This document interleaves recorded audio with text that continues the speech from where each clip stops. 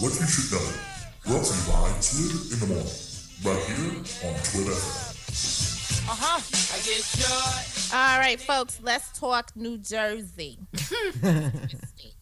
And no, we're not talking about Bridgegate or Bridge Scandal or whatever those things. He actually did something good yesterday. He signed a law that protects pregnant women from work discrimination and requires employers to give them reasonable accommodations so they can stay on the job. I'm sure you probably didn't know that a number of women face discrimination when they are pregnant on the job. Some are even fired or pushed out. And so this is great news in New Jersey. Ladies will be able to be safe. They can get notes from their doctor, or they can just say that the obvious that, hey, I'm pregnant. I can't be lifting boxes and things at a certain point.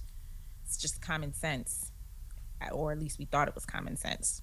All right, moving on. This is something that's really interesting to me. And those of you who follow me on Twitter at LJoyWilliams may have seen me tweet about this. It was a story about Whole Foods agreeing to stop selling produce that was grown in sewage sludge. Now, a number of you, when you retweeted it and commented about this and did what I did, which is ill.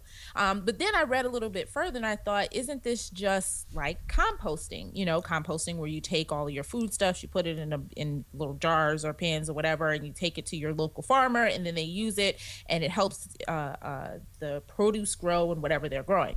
The difference is sewage sludge, or another term for that they're using it to try to biosolids, I think is another term that they're trying to use for it, is that it's not just sort of regular human waste and things that come from the sewer. Remember, just think of the things that you put down your drain. Drano, Clorox, oil, all those kinds of things. And now think of a manufacturing company and what they may put down the drain. So that sludge is actually a lot of things combined together, which also can contain chemicals, which may be harmful for us to ingest, along with metals, which are definitely hard for us to ingest.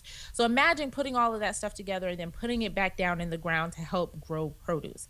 Now, some of it may be helpful and help produce lots of nutrients that we need, but other things like the chemicals and all of those other things that I mentioned, like metals, may not be helpful. The thing is that we tried from the 90s to try to change how we throw away our sewage sludge, and so putting it back into the ground was one of the suggestions. But it looks like we probably also need some additional conversation about what sewage sludge can be used, or biosolids should be used to put back into the ground and into our food. Today is Wednesday, January 22nd, and that's what you should know.